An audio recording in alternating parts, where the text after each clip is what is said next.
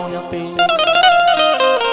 काशी नगरी में चाहे मेढक हो, कृमि हो, कछुआ हो, अन्य किसी भी प्रकार का कोई भी जीव जंतु क्यों न हो, यदि काशी में शरीर को त्यागता है तो शिव जी कहते हैं शिव मापयन्ति, वो सीधा शिवलोक प्रस्थान करता है।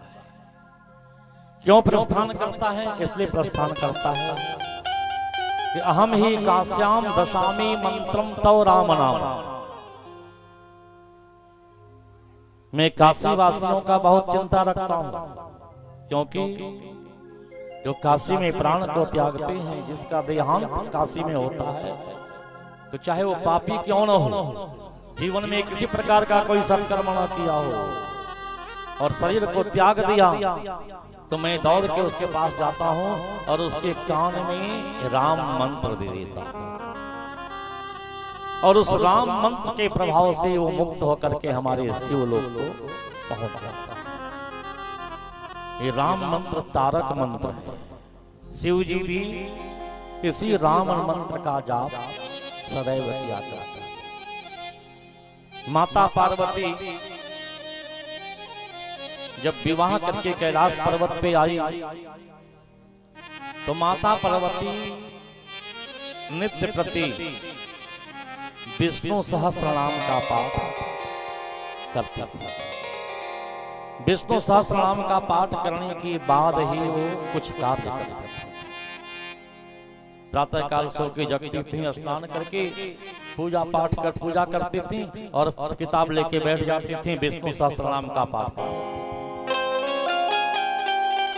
शिव जी एक दिन अचानक आए, जोरों से भूख लगी थी और यहाँ माता जी तो विष्णु सहस्त्रनाम का पाठ करने में लगी।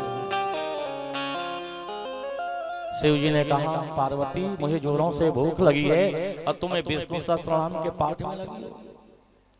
पार्वती जी ने कहा, बस कुछ देर के बाद ये पाठ समाप्त हो जाता है, पुनः मैं आपकी व्यवस्था करती हूं। शिव जी बोले, देवी मैं एक बहुत सुलभ और बहुत सुंदर आपको मार्ग बताऊंगा। पार्वती जी बोली, क्या? शिव जी ने कहा, आपको विष्णु सहस्त्रनाम के पाठ करने की कोई आवश्यकता ही नहीं है। आज से आप विष्णु सहस्त्रनाम का पाठ करना बंद कीजिए और जो मैं कह रहा हूं वो कीजिए। पार्वती जी बोली, क्या करूं? शिव जी ने कहा, राम रामेति रामेति रमे रामे मनोरमे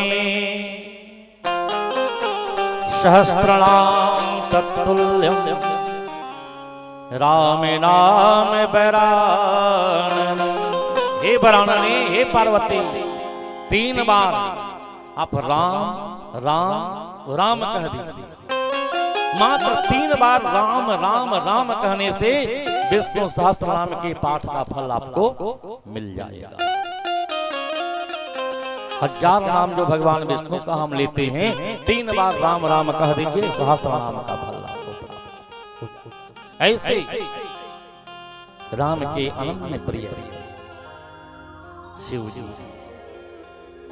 तुम पुण्य राम नाम दिन राति, तुम पुण्य राम नाम दिन राति, तुम पुण्य राम नाम दिन राति, तुम पुण्य राम नाम दिन राति, सादर जपे हो अनंगे अराती, सादर जपे हो सादर जपे हो अनंगे अराती, सादर जपे हो अनंगे अराती।